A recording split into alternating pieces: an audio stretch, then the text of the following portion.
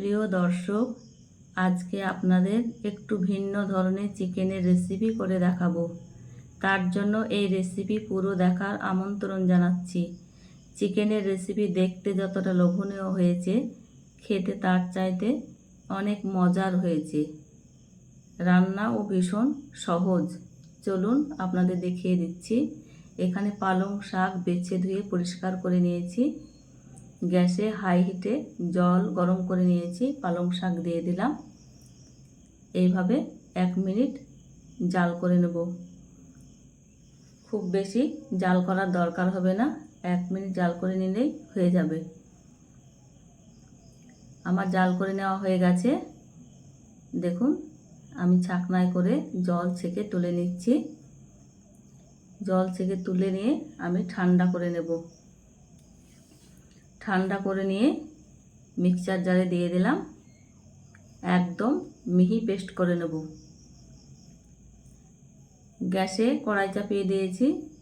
এখানে সরিষার তেল দিয়ে দিলাম। এই রেসিপিটি সরিষার তেলেই বেশি ভালো লাগে। এখানে ফোড়নের জন্য দিয়ে দিলাম দারচিনি, এলাচ, তেজপাতা। তেলের সঙ্গে কিছুক্ষণ নেড়ে নিচ্ছি সুন্দর গন্ধ আসার জন্য। এখানে একটা পেঁয়াজ কুচি দিয়ে দিলাম। সুন্দরভাবে নেড়ে নিচ্ছি।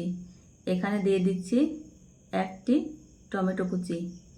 আবারও ভালোভাবে নেড়ে চেড়ে নেব টমেটোর কাঁচা গন্ধটা কাটানোর জন্য। খুব সুন্দরভাবে নেড়ে চেড়ে নিয়েছি। এখানে দিয়ে দিচ্ছি স্বাদ মতো লবণ, হলুদ গুঁড়ো, লঙ্কার গুঁড়ো, জিরের গুঁড়ো, আদা রসুনের পেস্ট 1/2 চামচ। মশলাটা খুব সুন্দরভাবে নেড়ে চেড়ে নেব যাতে মশলার কাঁচা গন্ধটা চলে যায়। এখানে অল্প একটু জল দিয়ে দিলাম যাতে মশলাটা পুড়ে না যায়। এই অল্প মশলা দিয়েই এই রেসিপিটি করব। এই অল্প মশলায় এত সুস্বাদু রেসিপি করা যায়, না দেখলে বিশ্বাস হবে না। মশলাটা খুব সুন্দরভাবে 5 মিনিট আমি কষিয়ে নিয়েছি। এখানে দিয়ে দিচ্ছি চিকেন। চিকেনের সঙ্গে আবারও মশলা খুব সুন্দরভাবে কষিয়ে নেব। এইভাবে কষিয়ে নিতে হবে, অনবরত নাড়তে হবে, কষিয়ে নিতে হবে। এইভাবে আমি ঢাকনা দিয়ে ঢেকে রেখে কষিয়ে নেব। এইভাবে ঢেকে কষিয়ে নিলে খুব সুন্দর কষানো হয়, চিকেনটাও সেদ্ধ হয়ে যাবে। দেখুন কতটা জল বের হয়ে এসেছে। এইভাবে আবারও নাড়াচাড়া করে নিচ্ছি খুব ভালোভাবে। রুটি, পরোটা, নান, লাচ্ছা পরোটা সব কিছুর সঙ্গে পালং চিকেন খেতে তো দারুণ লাগে। খুব সুন্দরভাবে কষিয়ে নিয়েছি। জল দিয়ে দিলাম সেদ্ধ হওয়ার জন্য। এইভাবে ফুটে উঠলে ঢেকে রাখবো। এই রেসিপিটি একবার হলেও ট্রাই করে দেখবেন।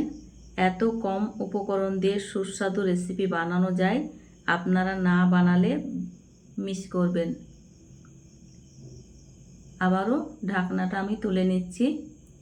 আবারও 1 মিনিট ভালোভাবে ফুটিয়ে নিচ্ছি। আমার চিকেন সেদ্ধ হয়ে গেছে। আবারও নাড়াচাড়া করে নিচ্ছি।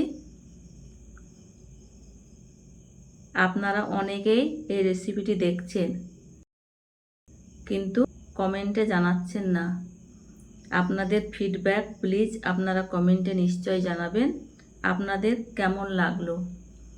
পেস্ট করা পালং দিয়ে দিলাম। পালংয়ের পেস্ট দিয়ে কিছুক্ষণ নেড়ে নিচ্ছি। এখানে দিয়ে দিলাম 3-4টে কাঁচা লঙ্কা।